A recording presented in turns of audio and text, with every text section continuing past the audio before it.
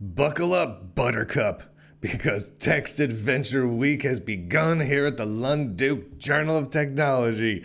A whole week where we get to put a little bit of an extra focus on the gloriousness of text adventures all week long, running from today, Wednesday, October 18th, in the year of our Lord 2023, all the way through next Wednesday, October 25th. There's going to be articles. I'm going to be doing all sorts of random things relating to text adventures. I know a bunch of you were excited to partake of the text adventure goodness, and I thought I'd take just a moment to recommend a couple of ways that you can get involved at home with Text Adventure Week.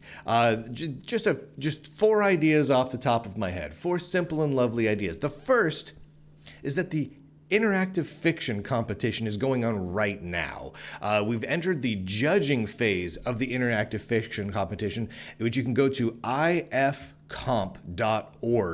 to find out all the information on that. And it literally is people who spend some time creating their own text adventure, their own work of interactive fiction, text-driven digital games and stories.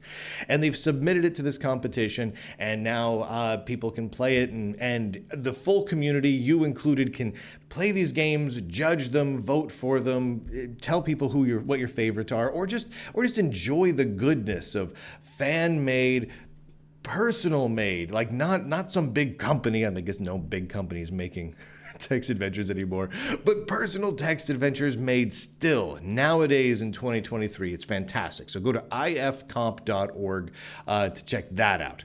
Or you can just play some classical text adventures. Go back and play some Zork, right? You can't go wrong with Zork. Hitchhiker's Guide to the Galaxy was a great text adventure based on the Douglas Adams books. Highly, highly recommended. There are so many phenomenal text adventures out there that I just super highly recommend checking out some of the classics, because why the heck not? And some of them are very much works of interactive fiction that are not too far afield from a choose-your-own-adventure story, and some of them are more like role-playing games with maps and all sorts of stuff. So go through and check some of that out. And if you want to get little primers to all of it, the history of text adventures, some recommendations for great classic and modern text adventures, go to lunduke.locals.com. If you're not already a subscriber, which you probably are because you're a good person, and I'll be having articles and whatnot and posts throughout the week talking about all of that there. Some of them, I've written some text adventure history articles in the past. I'm going to repost some of those because some of them are interesting, and I got some new ones as well, and we'll just really text adventure it up.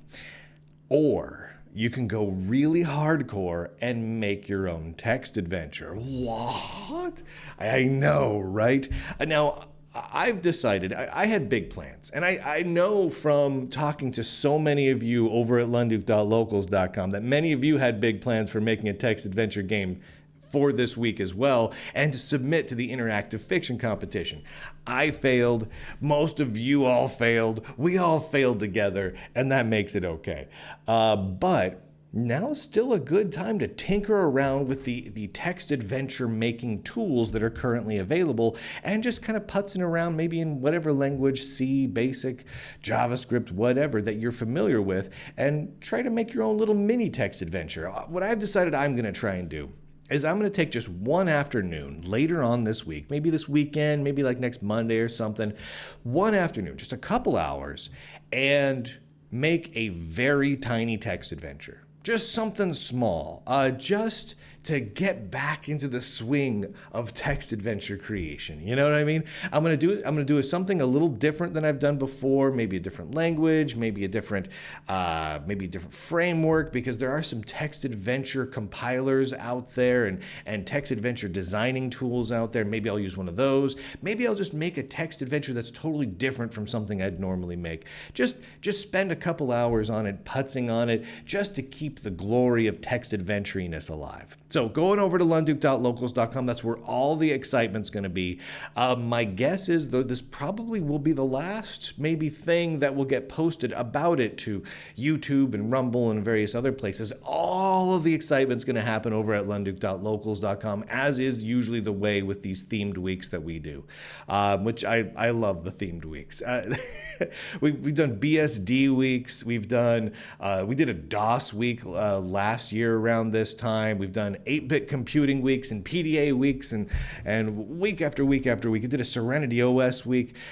It's a fun excuse to play around with bits of technology that maybe we don't focus on normally, right? Because how many of us get to spend time marveling in text adventures nowadays? I mean, there's probably a few of us that still really enjoy text adventures. But most of us, we've kind of put that off to the side. That's either something that we've never really delved into, or that we've kind of put in the back of our heads as a little memory from our childhood or from our younger years. I mean, I certainly spent a lot of time playing like Zork and Zork 2 and whatnot when I was younger. But how much time have I really spent playing pure text adventures in the years since then? I've made a text adventure before. And released one, but it was a small one, and maybe it's time to do that again. Maybe it's time to reinvigorate the text adventure world again, or maybe it's just time to just enjoy some of the history of it all. So whatever level of involvement you want to take, even if it's just casually perusing some of the weird text adventure stuff and history and whatnot that gets posted over at lunduke.locals.com, enjoy the text adventure goodness. I would be remiss if I did not point out the various places that you can grab Lunduke related content. At lunduke.locals.com is where all the tech is. That's where all the themed tech weeks happen. That's where all the tech articles come out, all the podcasts, all of that happens over there. Nerdyentertainment.locals.com is basically a place for us all to hang out and talk about TV shows, comic books, movies, regular books. We don't talk about politics in either of these places. Both of these sites are politics free, as they should be. They're just places where people can just sit and enjoy the good nerdy stuff, software, good nerdy hardware, good nerdy books and movies, all of it without fear of political arguments getting in the way. And then there's conservativenerds.locals.com. The third part in the Lunduke Journal Triforce of nerdiness. And that is the only place that politics is allowed, and it is all about politics. It is politics coming out your nose. Right now, we've got all sorts of political stuff going on over there. Political video series, posts, and everything going on.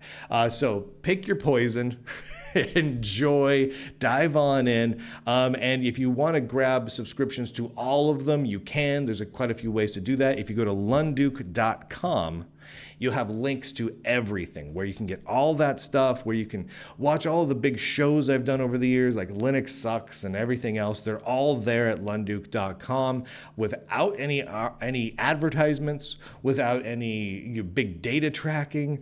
There's no big tech censorship going on. There's no no trolls, no algorithms. It's just great. It's just all fantastic and great. So go to lunduke.com and find all the details on that. And with that, ladies and gentlemen, I do bid you a happy text adventure week.